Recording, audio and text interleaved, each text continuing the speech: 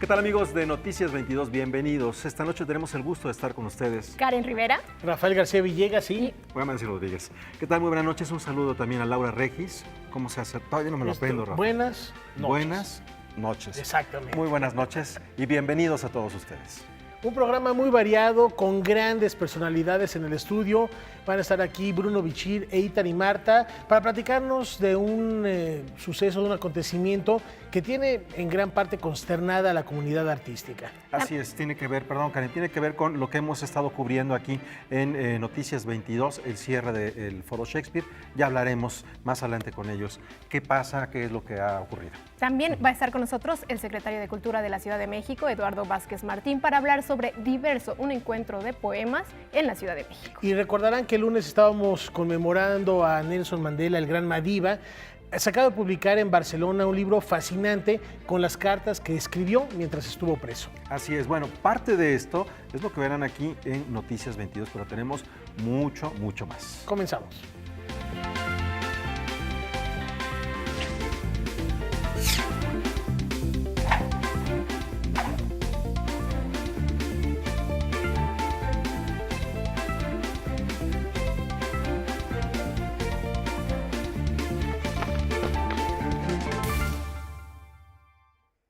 Bueno, vamos a comenzar con algo que se firmó esta mañana. En 2019, India se convertirá en el primer país asiático en ser invitado de honor al evento más importante de las letras hispánicas, la Feria del Libro de Guadalajara. Y esto va a suceder un año después de su participación en el Festival Internacional Cervantino. Hoy por la mañana se oficializó la presencia de India como país invitado de honor en la Feria Internacional del Libro de Guadalajara 2019. Anunciamos con mucha anticipación el invitado de 2019 por muchísimas razones y es un motivo de celebración decir que va a ser la India. Cada civilización, escribió Octavio Paz, es una visión del tiempo. Instituciones, obras de arte, técnicas, filosofías. Todo lo que hacemos o soñamos es un tejido del tiempo. Y para el Premio Nobel de Literatura mexicano, India fue eso en primer término, un museo vivo, en el que coincidían la modernidad más moderna, como lo llamó, como vestigios culturales milenarios. On behalf of the government of India, the people of India, the National Book Trust, and the Embassy of India, it's indeed a matter of great pride to accept this invitation and honor to be the guest of honor country at PHIL 2019.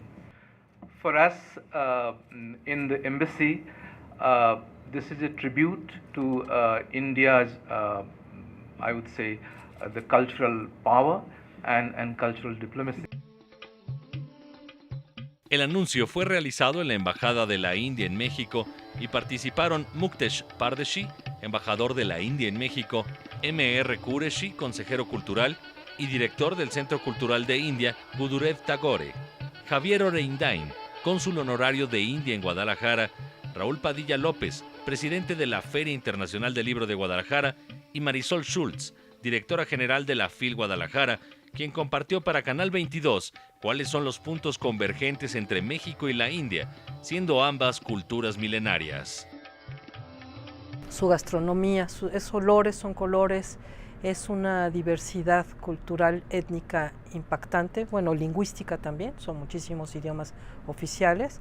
Y todo eso realmente yo creo que es un gran desconocido para México, la India. Se sabe algunas facetas de la India.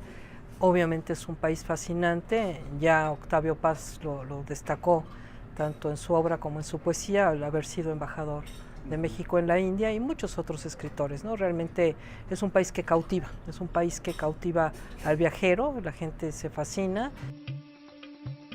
Además de resaltar la importancia cultural que tiene India, el futuro encuentro con la cultura mexicana fortalecerá la relación entre las industrias editoriales de ambos países. Sí, es parte de nuestro propósito, la promoción de las literaturas en el sentido más amplio, el que el público mexicano pueda tener esa oportunidad de ver escritores que nunca en su vida sabía que existían, ¿no? Nosotros mismos como organizadores nos sorprendemos muchísimo de escritores que no conocíamos. Y por otro lado, de un intercambio no solamente literario, sino también editorial. No olvidemos que es una de las grandes potencias editoriales del mundo. Con información y texto de Salvador Perches Galván, Óscar Helguera, Noticias 22. Emocionante pensar que tendremos la oportunidad de acercarnos de una manera mejor a las letras contemporáneas de la India, porque aunque se conoce parte de esa literatura clásica, por poner un ejemplo, Ramayana, o algunos autores capitales como Tagore, o también algunos otros escritores indios que han escrito en otras lenguas o de origen indio, como el caso de Rushdie, sí será súper. Rudyard Kipling también nace en Bombay, aunque es de nacionalidad británica, es otro de los grandes escritores que podemos considerar indios. Pero lo que ocurre con estos países, y hablo de Europa del Este, que resultó ser un descubrimiento cuando comenzó la traducción hace algunos años, cuando hablamos de la literatura nórdica, que todavía nos falta conocer algunas otras cosas más, la India sí es... China, la India todavía siguen siendo cosas como muy lejanas, pues tendremos que estudiar. Yo ya le entré para el Cervantino, para tratar de entenderle, pero ya veremos. A mí me emociona mucho. Hay que darnos una vuelta ancestrales y milenarias las culturas. Ya, por ahí estaba circulando una nota que a mí me preocupa, que quieren tirar el Taj Mahal por cuestiones de contaminación, entonces también será tema preponderante ver qué pasa con esta presencia de la India en Guadalajara, con uno de los 7 maravillas del mundo. Y es una muy buena oportunidad para acercarnos a la cultura. Primero Cervantino y después la FIL de Guadalajara, ¿no? Sí, vamos a tomarlo como propedéutico. Hay que leer en indio. Y bueno, Karen, una noticia que nos lleva 10 años al pasado. 10 años al pasado, 10 años le tomó al poeta chiapaneca Balam Rodrigo dar forma a su libro Centroamericano de los Muertos, un testimonio de la experiencia migrante que cruza de lado a lado nuestro país. Vamos a conocer más sobre esta obra que le merece el Premio de Bellas Artes de Poesía Aguascalientes. Desde niño, Balam Rodrigo fue testigo de la odisea por la que pasaban los migrantes que intentaban cruzar la frontera norte para trabajar y mejorar su condición de vida. Su casa funcionaba como refugio de centroamericanos. Después de vivir en la Ciudad de México, el poeta regresó a Comatitlán, Chiapas, para rescatar las historias de migrantes que plasmó en el libro Centroamericano de los Muertos. Dar un testimonio honesto, directo, por más brutal que este sea, un testamento poético, escrito desde las entrañas, desde el corazón. Uno escribe pues con todo, y no hacerlo a través del panfleto, con un falso lirismo o con una cosa edulcorada, cursi. Los títulos de los poemas son coordenadas geográficas que corresponden a migrantes que murieron en calidad de desconocidos. El recorrido de las lecturas es simbólico. Corren hacia el lado contrario de los migrantes, del norte hacia el sur.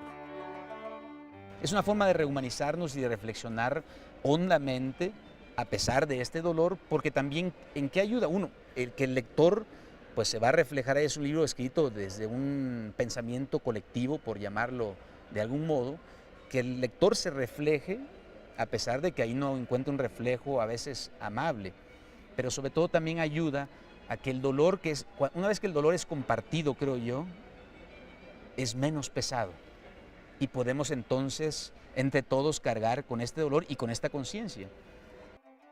Con esta obra, Balam Rodrigo recibió el Premio Bellas Artes de Poesía Aguascalientes 2018. Es parte de mi testimonio. Yo espero que este sea una especie de testamento, y que si en el futuro se habla de este tema, y espero que se olvide y que ya hayamos pasado pues por esta etapa tan terrible por la que pasamos tanto los mexicanos como todos los demás migrantes, buscando, como digo ahí, no el pan sino la tortilla en otras latitudes, que sea mejor y sea un referente literario. Con información de Óscar Cortés, César H. Meléndez, Noticias 22.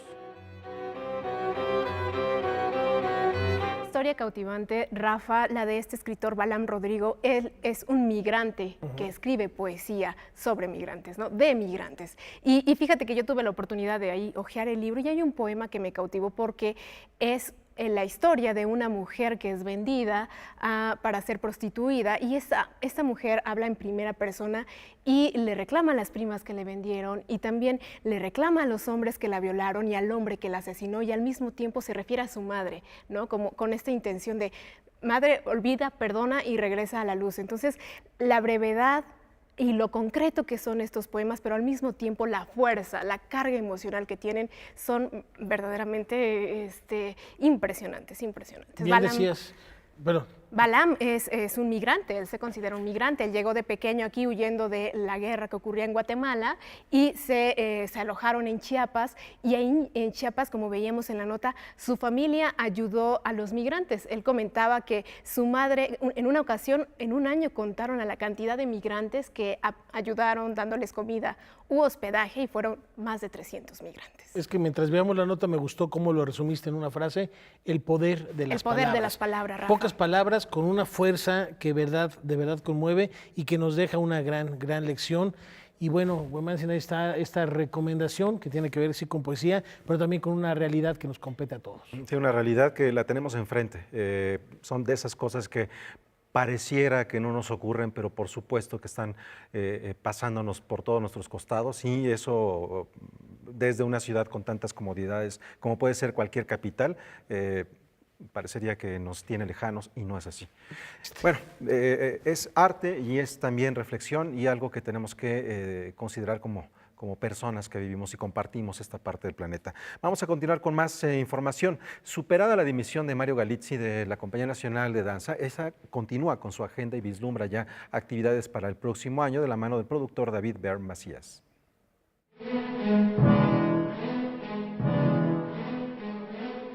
Después de la salida de Mario Galizzi de la Compañía Nacional de Danza, el bailarín y productor David Ber tomó las riendas de la institución. Su objetivo es llevar a buen término el programa que se había planteado y organizar las primeras actividades del primer trimestre del 2019.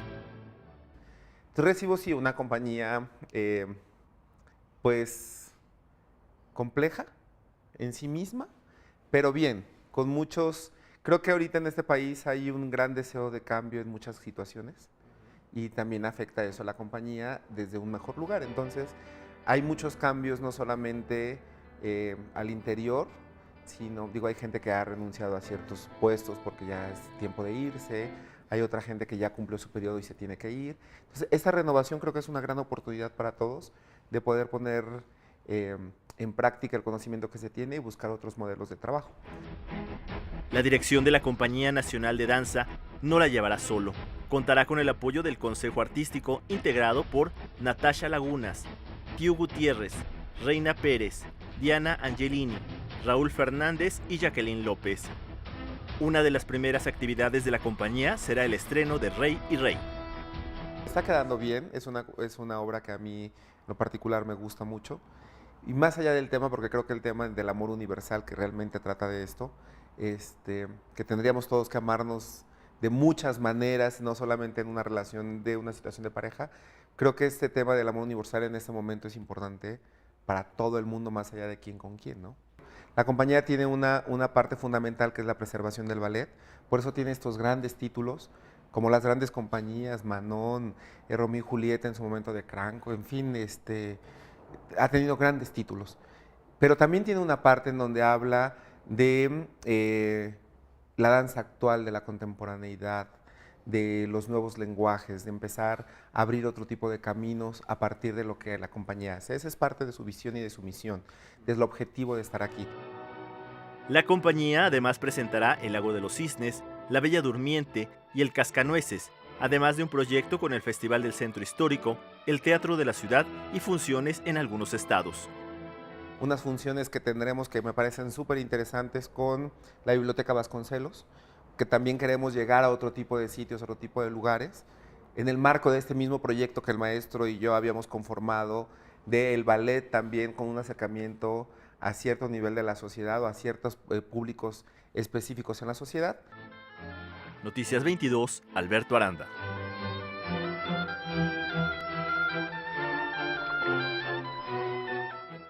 Y a propósito de cambio de estafeta, les comento que Luis García Montero es el nuevo director del Instituto Cervantes. El poeta sustituye a Juan Manuel Bonet y asegura que potenciará junto al castellano el resto de las lenguas del Estado. Esto lo dio a conocer Isabel Cela, que es la ministra de Educación allá en España, y por supuesto subrayar que el maestro García Montero también es ensayista, novelista, nació en Granada en 1958 y ahora estará al frente de este importante instituto.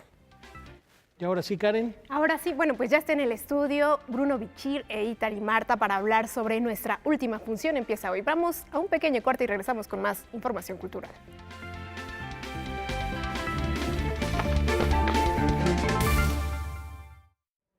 Ayer precisamente recordábamos el centenario del nacimiento de Nelson Mandela, ¿no es así, Rafa? El gran Madiba, un hombre que vino a revolucionar el siglo XX, y les presentábamos 2 publicaciones, pero no son todas, sigue dando mucho de qué hablar, y además con ese texto que publica Malpaso Ediciones allá en Barcelona, que nos da testimonio de uno de los momentos más cruentos en la vida de el Madiba, cuando estuvo en prisión, son sus cartas, y bueno, no es el primer autor que hace esto, recordemos que inclusive Cervantes escribió mucho del Quijote mientras estuvo preso, y Madiba así se comunicaba con la gente más cercana.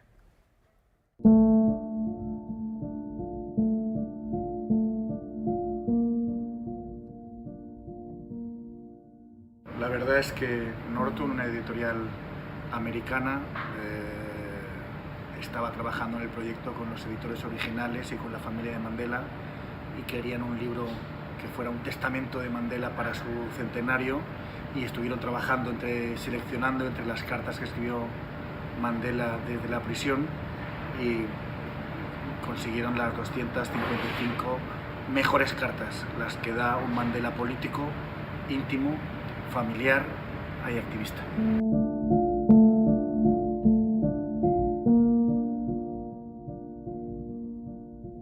Pues las cartas intentan ser exactamente un retrato fidedigno, digamos, real de quién era Nelson Mandela. Como decía, hay un Nelson Mandela familiar, que escribe cartas a su mujer, a sus hijas. Hay un Nelson Mandela específicamente preso, que escribe al alcaide de la prisión, al gobernador, pidiendo cosas, reclamando derechos. Hay un Nelson Mandela político, escribiendo al partido y al movimiento. Hay un Nelson Mandela activista, y obviamente entre todos configuran un Nelson Mandela persona.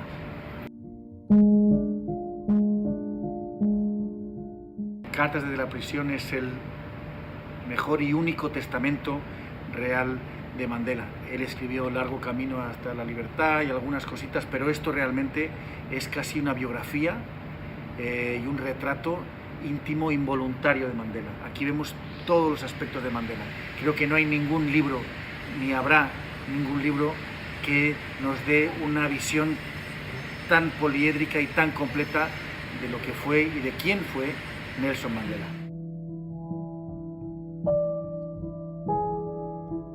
Muchas gracias a Francina Islas por habernos conseguido este testimonio, y por supuesto hay que buscar cuanto antes este epistolario del gran Madiba.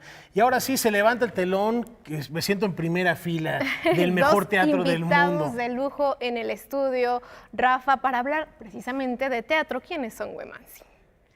¿Qué tal, Rafa? Sí, Karen, estamos muy contentos de recibir en este espacio a 2 personas que han trabajado para el teatro de una manera muy importante, tanto dentro del escenario como entre las piernas del escenario y todo lo demás que tiene que ver con el teatro, porque bueno, aunque en México tenemos por fortuna una actividad muy importante cultural, también es cierto que se tienen que hacer demasiados trabajos en torno a para poder llevar una obra. Todavía nos falta establecer mejores dinámicas que nos permitan ahora sí que un actor dedicarse a actuar y un productor dedicarse a producir.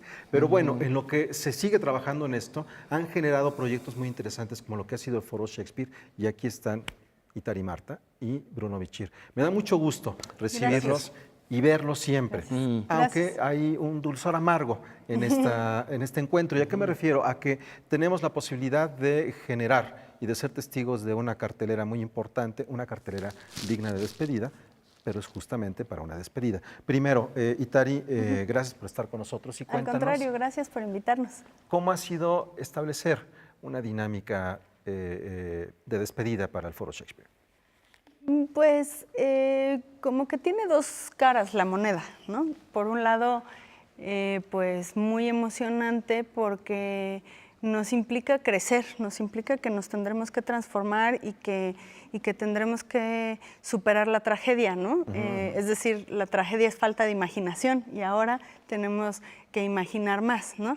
Sin embargo, llegar a ese punto de quiebre, digamos, pues claro, ha sido recuerdos, melancolías y finalmente también una tristeza de darnos cuenta de que, como comentábamos hace rato, la situación del Foro Shakespeare es solamente un espejo de lo que le está pasando a un sector de la cultura, ¿no? Porque hablamos del Foro Shakespeare, pero podríamos hablar de muchos otros espacios que han cerrado sus puertas y que si no le ponemos atención se cerrarán otras puertas más, ¿no? Entonces sírvase también de ejemplo para eso. Pero queremos festejar, sobre todo celebrar estos 35 años del Foro Shakespeare, estos 16 de estas dos personas y celebrar que vendrán tiempos, esperemos, de construcción para otros nuevos horizontes para todos, no solo para el foro. En el caso de esta última función, Bruno, que la tienen programada hacia finales de septiembre, de aquí a esa última función, ¿qué es lo que nos queda? ¿Y qué es lo que vamos a ver? Vamos a ver una serie de producciones propias que tenemos un estreno hermoso, donde está Iteri, si gustas hablar de ello. De la piel y sus destellos. De la piel y sus destellos. Es una obra sobre la muerte, la pérdida y el dejar ir. No sé si quieras hablar un poquito más de ello. Es la última obra que el Foro Shakespeare va a producir dentro de este Foro Shakespeare y pues qué mejor que con Chileón para escribirla. Y Sonia Cowo, estamos las tres en escena y pues sí, es una obra que justamente está dedicada a este momento del foro, ¿no? De dejar ir con la esperanza de construir, de reencarnar algo mejor y bueno, pues es este proyecto que hace Producciones Foro Shakespeare, ¿no? Pero también hay otras obras en cartelera que... Enamorarse de un incendio, que ya ha estado con nosotros, también producción nuestra, una obra escrita y desarrollada especialmente para nosotros ahí en el foro. El bien del país, una obra emblemática sobre la libertad, la prisión. Nosotros hacemos un trabajo exhaustivo desde hace cerca de 10 años con Santa Marta Acatitla y la compañía de Teatro Penitenciario, todo un proyecto de impacto social. Existe una compañía externa de esos compañeros y también darán funciones con La Mordida ahí en las instalaciones del foro. Rotterdam, que es coproducción nuestra también, que es una obra sobre el encontrarse en estas incertidumbres de las preferencias sexuales que hoy en día nos tienen a todos, a toda la sociedad inmersos, ¿no? en esas preguntas. Y tenemos una camada también de producciones externas que siguen dando funciones y que estrenarán también con nosotros. No sé si tenemos tiempo y vale la pena decirte de todo toda la programación. Tratamos de que este cierre fuera junto con compañeros y amigos que nos han acompañado y que nos seguirán acompañando. Entonces va a estar Ana Francis Moore. Esos colegas de la Stultifera Navis, ¿no? De la nave de los locos, ¿no? Sí. No todos los que han estado, pero sí los emblemáticos que tienen el tiempo, que están con un proyecto. Probablemente ahora, etcétera, para despedir a todos los que han estado en el Foro Shakespeare necesitaríamos otros 35 años nada más para despedirlos, ¿no? Y eso habla de la importancia de los espacios culturales como el Foro, pero insistimos en que queremos celebrar porque queremos que este cierre se convierta en una energía positiva y en ese sentido Rafael Perrín con Esquizofrenia ha sido también parte de estas fiestas y de estas celebraciones. Y ahorita, por ejemplo, está Finísimas Personas de Tiarescanda. Entonces, está Consígueme una vida, que también dirigió Ana Francis y que está Gaby de la Garza. Y una cantidad de compañeros extraordinarios que siempre están en el foro. tanto jóvenes como artistas muy consagrados. Entonces los invitamos a que nos despidamos juntos, que nos despidamos haciendo teatro, que le demostremos a no sé quién, al Dios del teatro, que sí lo necesitamos y que sí queremos que esté con nosotros, ¿no? Es decir, vamos a convocarlo y vamos a decir, sí queremos que no solamente el Foro Shakespeare renazca, sino que los espacios culturales, el teatro, no solo permanezca, sino que se desarrolle. Y tenemos que celebrar la muerte, como es tradición en nuestro país, para celebrar la vida. Y en palabras de Shakespeare, la vida es teatro, y estamos hechos de la misma materia que los sueños. Eso nos ha acompañado todo este largo viaje. Y la esperanza muere al último, y es un momento importante con lo que está pasando en este hermoso país, como para que las cosas sean distintas, sean mejores, haya cambios profundos en todos los rubros, y en la cultura, pues así vamos a construirlo. Sí, estamos trabajando todos para eso. Repensar la forma en la que se ha hecho la cultura en nuestro país y también las dinámicas. Y esto a mí me queda mucho la pregunta, Bruno y Tari, que tengo el gusto de verles y de disfrutar de su trabajo desde hace muchísimos años. Gracias. Yo mismo he trabajado de alguna manera en la música o en el teatro y hemos visto que los marcos regulatorios para los centros culturales están emparentados con los grandes centros de espectáculos. Y no se produce lo mismo, no son los mismos públicos, no son las mismas dinámicas. Vamos, las mismas construcciones tampoco tienen las mismas necesidades. Eso es algo que tiene que cambiar. Y tiene que cambiar en una Ciudad de México con una cultura tan diversa, tan potente y con una dinámica cultural como pocas capitales en el mundo. Estamos hablando de, ¿qué te gusta? Nueva York, Londres, Buenos Aires, Ciudad de México, con una cantidad de teatros vivos y con compañías activas que no logran terminar o poner un montaje por demasiado tiempo por cuestión de costos. Hay que repensar los sistemas de producción y estos centros culturales, y ustedes son parte de esa reflexión con el trabajo que han hecho, ¿no? ¿Sabes qué? Ha sido muy importante organizarnos. El Recio, que es la Red de Espacios Culturales Independientes y Organizados, y el Colegio de Productores de la Ciudad de México, ha sido muy importante constituirnos como asociaciones civiles para sí trabajar en la elaboración de propuestas para esta regulación de la que tú hablas, ¿no? Bruno estuvo en la constituyente y junto con Eduardo Vázquez, junto con otros colaboradores, pues lograron poner un artículo, ¿no? En la Constitución de la Ciudad de México, donde habla de los espacios independientes y de su regulación, ¿no? La idea es un 2, 3 por nosotros y todos nuestros compañeros, porque nosotros podemos desaparecer, pero el teatro no debe desaparecer, y menos todo este esfuerzo independiente, ¿no?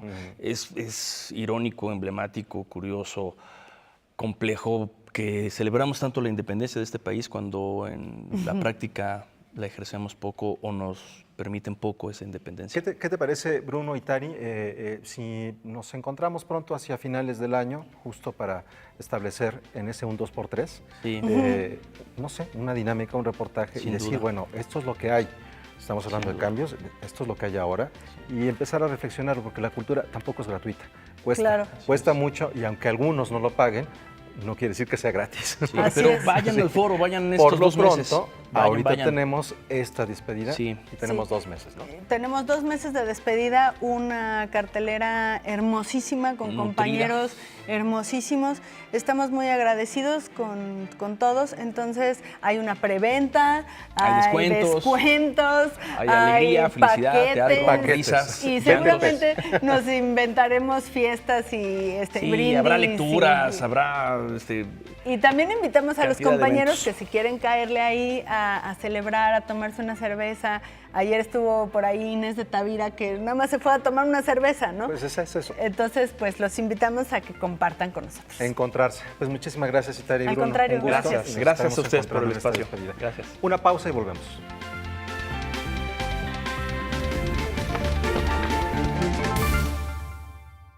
Bueno, terminamos con teatro, Rafael. ¿Qué te parece si continuamos con más? Me encanta seguir hablando de artes escénicas porque David Holguín rinde homenaje a su gran amor, que es precisamente las tablas, y nos recuerda que esta disciplina helénica es también, podríamos decir, una exageración. Vamos a ver de qué nos habla. Impía fauna teatrera de colmillos sanguinolentos y afiladas garras que mueven su lengua viperina y mordaz. Ruega por él. David Holguín, en su doble función de dramaturgo y director, explora los vericuetos de la teatralidad a través de su obra La exageración. Es un homenaje al teatro y un homenaje, creo yo, también a cómo el teatro nos hace percibir ese transcurso de la experiencia en el tiempo. Que del teatro lo que queda es la memoria, queda el aprendizaje, queda pues el levantar algo desde la nada y luego ver que se nos va, pero que te queda pues como un tatuaje en el cuerpo, las aventuras, la experiencia, el aprendizaje. Let's dance, my beautiful girl, and be happy together. Pero es también una historia sobre un choque generacional. Es un actor viejo, un actor, por así decirlo, saliendo del teatro, una actriz jovencita, recién egresada de la escuela, entrando al teatro. Son dos visiones de la vida, dos estéticas, un hombre, una mujer, dos estilos radicalmente diferentes, y todo arranca, y el propio título lo dice, por un juicio que ella lanza sobre el actor viejo, donde le dice exagerado. Y da pie a una discusión estética, a una discusión sobre los nuevos caminos de la teatralidad. La exageración es un ejercicio de ficción y realidad que convierte el escenario en un espacio de intimidad entrañable para el encuentro de 25 personas del público y 2 actores en escena, el actor de Gurrola, Mauricio Davison, y una newcomer, recién salidita de la escuela, María del Mar Nader. Y además de ser un hombre entrañable, una persona de una generosidad impresionante, un muy buen hombre, Mauricio Davison. Esa historia que carga era lo que yo necesitaba justamente para lo que íbamos a hablar en esta obra. De hecho, se menciona aquí, se dice, soy el actor de Gurrola, dice, o fui el actor de Gurrola. Se lo dice a esta jovencita que ni idea de quién era, más que por los libros de texto, y ya no le tocó verlo, ni nada, ¿no? Pero justamente ese es el choque entre que el teatro siempre se hace en presente y siempre te van a juzgar por tu último trabajo y por esa función en específico. Gracias, lápiz. Gracias, mesa. Gracias, cuaderno. ¿Qué te burlas de mí? Vamos a estar en temporada hasta el 26 de agosto, La exageración en el Teatro El Milagro, jueves y viernes a las 8:30, sábados a las 7 y los domingos a las 6 de la tarde. Y bueno, pues pueden comprar sus boletos en www.elmilagro.org y esto o digamos aquí en la taquilla del teatro una hora antes de las funciones. Vive tendida y de repente sopla. Con información y texto de Salvador Perches Galván, Óscar Helguera, Noticias 22. Y hay camas navegando a un puerto. Pues Manuel, ahorita que hablabas con Itari, con Bruno, hacías referencia a algo que me llamó la atención y me gustaría rescatar, porque de eso vamos a platicar también esta noche. Hablabas de un México diverso, de una riqueza de ideas, de una riqueza de percibir nuestro entorno, que se tiene que manifestar, por supuesto, en las diferentes artes. Así es, Rafael. Mira, hay una cosa interesante cuando hablamos de cultura, que mucha gente dice, en este país nos hace falta más cultura. Tal vez nos hace falta, como muchas otras cosas, mejor distribución, pero esta es un país en donde hay una cantidad de actividad artística y cultural comparable con cualquier capital del mundo. Y la poesía no es menos. En la ciudad se está haciendo algo que reúne una cantidad de voces de todo el planeta. Y Karen, platícanos con quién estás para hablar de diverso. Hay Hay una frase que por ahí dice que la poesía es la forma de respirar de un país y yo estoy completamente de acuerdo con esa frase. Me encuentro con el secretario de Cultura de la Ciudad de México, secretario Eduardo Vázquez Martín. Muchísimas gracias por este tiempo para Canal 22. Bienvenido. Buenas noches, Karen. Un placer estar contigo y bueno, pues tu auditorio. Gracias. Para platicar de esta tercera edición del Encuentro de Poemas en la Ciudad de México, diverso, desbordando fronteras es el lema de este encuentro. ¿Cuáles son los detalles que tendremos para esta edición? Bueno, pues el festival comienza mañana, se inaugura en el claustro de Sor Juana. Vamos a tener como alma tutelar de este festival a nuestra poeta, Sor Juana. Y yo digo, la idea de este festival es poner a la palabra poética en juego en diferentes territorios de la ciudad, dar una muestra de la diversidad de la que hablaba Huemanzin y, digamos, romper ciertas fronteras. En el primer festival pensamos que la tarea fundamental era reunir la diversidad de voces poéticas. Todos los que viven y están cerca de la poesía saben que hay corrientes, estilos, a veces capillas, a veces se les decía antes, mafias, en fin, los poetas se reúnen en torno a sus gustos, en torno a sus poemas, y nos parecía que un festival de poesía tenía que mostrar esa diversidad, no señalar solo una, no ser solo la expresión de una de esas voces o de una de esas corrientes, sino dar la diversidad. En el segundo festival, el año pasado, el tema fue desbordando fronteras, pero entendidas como fronteras geográficas, y pusimos en el centro el tema de la migración y los exilios y sus expresiones en la poesía. Nos importaba mucho las señales que venían del norte y darle voz a Centro y Sudamérica, al Caribe, a África y también a los poetas migrantes en los Estados Unidos. Este año la idea es la misma, es desbordar fronteras, pero hemos puesto el acento en desbordar fronteras, digamos, de las disciplinas, de los espacios tradicionales de la poesía. Esta vez la poesía va a ir al metro, la poesía va a ir a Santa Marta, Catitla, tanto en el espacio femenino de Santa Marta como en el pabellón, en el dormitorio 10, donde están los internos que padecen VIH. Vamos a estar en Tepito, vamos a estar en Iztapalapa, en El Salado, donde está el Faro de Oriente y hay el mercado, digamos, de reciclaje de basura más grande del continente. Ahí va a haber festival de poesía. Los poetas van a estar en bares, van a estar, que no es raro ver a los poetas en los bares, pero en este caso van a estar promovidos o programados por esta diversidad de instituciones, por ejemplo, en un bar de la diversidad gay como el Marrakech o en la Pulquería Insurgentes o en La Bota en el Centro Histórico, de manera que se trata de que la poesía se disperse en la ciudad. Va a haber, por ejemplo, uno de estos triciclos como de los tamales, pero que es un triciclo poético que va a ir repartiendo poemas en Santa María la Ribera o Coyoacán o La Condesa. Va a haber ferias de poesía en diferentes espacios públicos. Yo los invito a ver la programación porque es muy vasta. Sí. Estamos hablando de 181 poetas mexicanos y 29 del resto del mundo y de 5 continentes.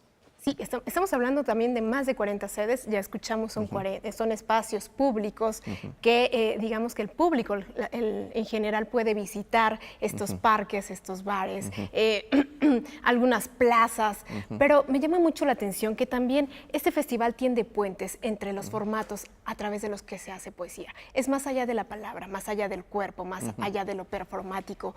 Estamos hablando, por ejemplo, del rap poético, ¿no? Platícanos un poco, secretario, sobre estos formatos que también promueve el festival. Claro, Karen. Pues es en efecto desbordar otra frontera. También hay la idea de que la poesía es algo que sucede exclusivamente en la página escrita, pero la poesía también canta, la poesía también es fandango, es son jarocho, es rap, también tiene formatos visuales, es también diseño, la poesía es también artes escénicas. Entonces lo que hemos querido es también desbordar esa frontera, que la poesía se comunique con diseñadores, se comunique con personas que trabajan con el cuerpo. No es raro ya ver manifestaciones de spoken word o de slams de poesía. Entonces se trata de, digamos, que la poesía en su diversidad de manifestaciones se exprese. Pero además creo que tiene otro asunto que me parece importante, que es poner a la voz poética como una voz necesaria en este momento del mundo.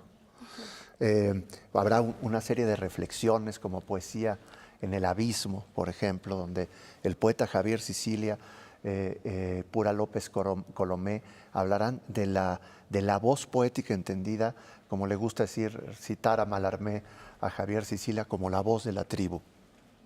¿Qué dice la voz de la tribu en medio de la violencia? ¿Qué dice la poesía en medio de la guerra? ¿Es posible la poesía en tiempos de guerra? Esa es una pregunta que se hacía Hölderlin. ¿Es posible la poesía después de la Segunda Guerra Mundial? ¿Es posible la poesía después de 100.000 muertos o de Ayotzinapa? Es decir, ver la poesía y ver la necesidad de dignificar a la palabra poética y de darle un lugar en un momento en que la tribu necesita la voz de los poetas, que quizás sea, como decía Paz, la otra voz. No es la voz central de la plaza pública, no es quizás la voz de la política o la voz de la filosofía, pero es la voz del alma de la tribu. Y ese alma tiene que expresarse en un momento de transformación y en un momento también de dolor, como el que vive nuestro país y el mundo. La poesía como una forma de reflexión sobre todo aquello que violenta a la dignidad humana. Secretario, muchísimas gracias por este tiempo para Canal 22 y están todos invitados del 20 al 29 de julio a Diverso, este encuentro de poemas en la Ciudad de México, ¿no es así? Pues los esperamos por lo pronto mañana en el claustro de Sor Juana. Nos acompañará el Sacros de México, Youmana Haddad del Líbano, Juan Carlos Mestre de España y Suyata Bhatt de la India. Habrá muchas voces femeninas y habrá una reflexión también de la voz de la mujer en la poesía contemporánea. Bueno, diverso como es el nombre de este festival. Vamos con Rafa y Huemansin, que nos tienen más información. Muchas gracias, Eduardo. Gracias, Karen. Suena fascinante este festival. Celebramos con ustedes la palabra y nos vamos a ir a un corte. Así es, vámonos a una pausa con la invitación a que no se pierdan esos encuentros de poesía que son realmente ricos, especialmente cuando están uno en una cantina o en un restaurante. Son deliciosos allí, pero es el convocar, el encontrarse, el mirarse y oírse verdaderamente gozoso. Y a propósito de mirarse y oírse, a la pausa nos vamos con recomendaciones, Rafael. Lo que nos tiene Noticias 22 Digital en nuestro sitio web. Esta semana Noticias 22 Digital tiene para ti entre la escultura y la arquitectura, entre el dibujo y la pintura, se encuentra el trabajo del artista brasileño Arthur Lescher, que explora en sus piezas ese espacio donde las cosas aún no están nombradas. Platicamos con el artista que materializa esta idea en Asterismos, exhibición que aloja la Galería OMR. Vivimos el 90% de nuestras vidas en espacios construidos, por lo tanto su diseño y edificación impactan directamente en nuestra salud. Este es un tema básico del desarrollo sustentable. En nuestra sección ¿De qué hablamos cuando hablamos de?, platicamos con una experta sobre el tema. En nuestra sociedad se mira poco al adulto mayor y aún menos al adulto mayor trans. En nuestra página podrás leer una conversación con Samantha Flores, quien fundó la Casa de Día del Adulto Mayor LGBTIQ, que atiende a este segmento de la población. El músico estadounidense John Cage visitó México en 2 ocasiones, 1968 y 1976. Entabló amistad con Mario Lavista y Octavio Paz y colaboró con Merce Cunningham en la música para los programas que el coreógrafo presentó en el Palacio de Bellas Artes. Estos encuentros y conversaciones son el tema principal de Pasajero 03, John Cage, exposición en el Museo Jumex que reseñamos en nuestra página. Te invitamos a que nos sigas en nuestras redes sociales y a que nos leas en noticias22.tv.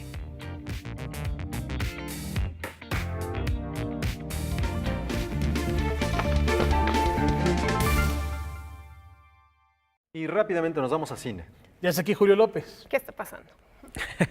Muchas gracias por ese recibimiento tan veloz. Yo soy Julio López, estoy aquí en Canal 22. Bueno, vamos a ir a ver rápidamente porque ya viene la 7ª edición del Festival Internacional de Cine de Los Cabos. Hay varios cambios y premios jugosísimos, así que los cineastas que nos están viendo, échenle un ojo a las convocatorias porque de verdad que se va a poner bastante bueno. Vamos a verlo. Los Cabos Film Fest se renueva y se posiciona como uno de los 3 encuentros cinematográficos más importantes del país. La 7ª edición ahora estará a cargo de Alejandra Paulín en la dirección ejecutiva y Maru Garzón en la dirección artística. Feliz porque pues he tenido la oportunidad de participar en el festival desde la 2ª edición. Como director de programación, pero también como pues un elemento creo que como del diseño y la configuración de lo que se quiere y de lo que ahora es el festival, junto con Alejandra Paulín y tal, que es la codirectora, es la directora ejecutiva del festival. Hemos estado pendientes no solo de las actividades que nos tocaban en ese momento o de lo que nuestro puesto indicaba, sino como del total del festival y de cómo se estaba diseñando y hacia dónde quería ir. Entonces ahora tener la oportunidad de estar al frente, bueno, yo feliz. Este 2018 el festival otorgará 6.900.000 pesos en premios. El más jugoso es el designado para proyectos en desarrollo. La afortunada producción que gane el premio Plataforma obtendrá 4 semanas de equipo de filmación con todo incluido, patrocinado por CTT Exam Rentals y toda la postproducción realizada por Chemistry. Tratamos de que tanto las películas mexicanas como las extranjeras que traemos encuentren también un vínculo con el área de industria que nosotros tenemos, porque es un festival que tiene un músculo de negocios de cine muy importante, me atrevería a decir yo. La gran deuda de un festival con estas características era la falta de público. Justo ya se vio como ese florecer y las salas se llenaron, estábamos en sold outs, justo observamos que mucha era la gente joven que ya había terminado sus procesos estudiantiles y ahora ya son adultos jóvenes independientes que llevan a sus amigos y que van al cine y que se entusiasman con el festival, y eso evidentemente es uno de nuestros principales objetivos a nivel audiencia. La 7ª edición de Los Cabos Film Festival se realizará del 7 al 11 de noviembre. Noticias 22, Julio López. Bueno, pues ahí lo tienen, hay que ahorrar porque la verdad es que este festival se pone bastante bien y las playas son espectaculares. Y cambiando de tema, ahora vamos a hablar del 3er aniversario de Filmin Latino, que de verdad le ha ido bastante bien, y nuestro compañero Alberto Aranda nos cuenta qué es lo que sucedió en esta edición. En el 2015 inició Filmin Latino.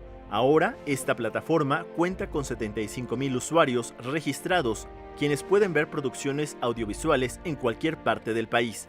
Los títulos que más se ven son Trémulo, de Roberto Fiesco, Muchacho en la barra se masturba con rabia y osadía, de Julián Hernández, Profundo Carmesí, de Arturo Ripstein, y Cabeza de Vaca, de Nicolás Echeverría. Nuestro objetivo es llegar a toda la República, o sea, que nos vean en todos los estados, en estas pequeñas comunidades, incluso como ahorita mencionabas en las ciudades, sino que más allá, que tengan el acceso. Nos interesa mucho llevar este cine, este buen cine, a todas las comunidades. Esto sería nuestro gran reto, sería un gran lujo, la verdad.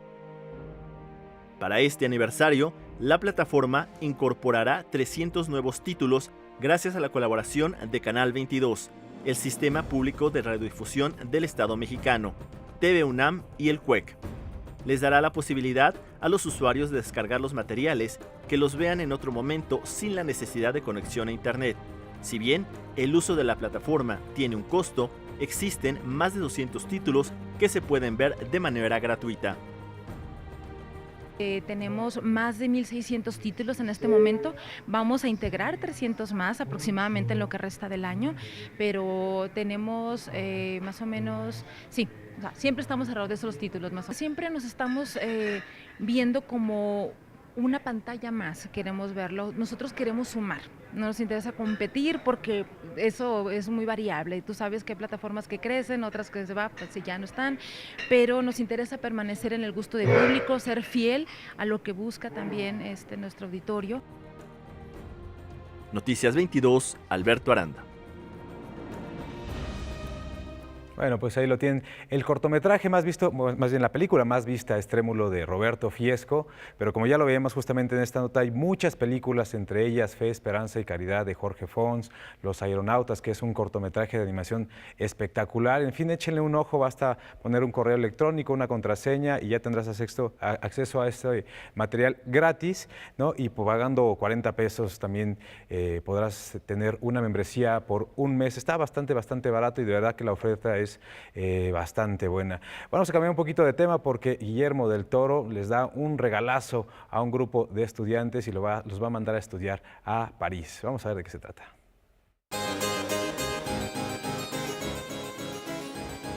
Guillermo del Toro sigue impulsando a talentosos jóvenes mexicanos. En el marco de la pasada edición del Festival Internacional de Cine de Morelia, prometió becar a 3 estudiantes para que realizaran la maestría en artes, animación de personajes y realización de cine animado en Gobelins, la mejor escuela de animación del mundo.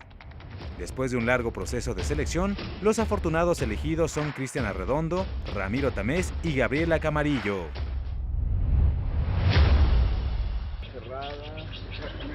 La más reciente película de Alfonso Cuarón engalanará la 56 edición del Festival Internacional de Cine de Nueva York. Así lo dio a conocer la Sociedad Fílmica del Lincoln Center. Esta historia, ambientada en los años 70, está ligeramente basada en la vida del galardonado director. El filme estará disponible a nivel mundial en cines y en Netflix a finales de este año.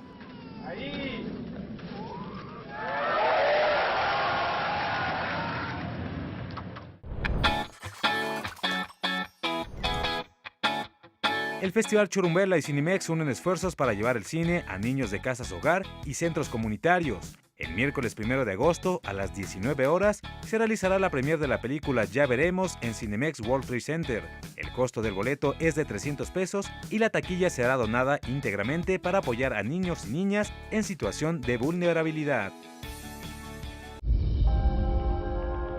Netflix anuncia que producirá un conjunto de películas y series basadas en las historietas de Mark Millar. Jupiter's Legacy y American Jesus se convertirán en series, mientras que Impress, Honk y Sharky the Bounty Hunter se visualizan como películas.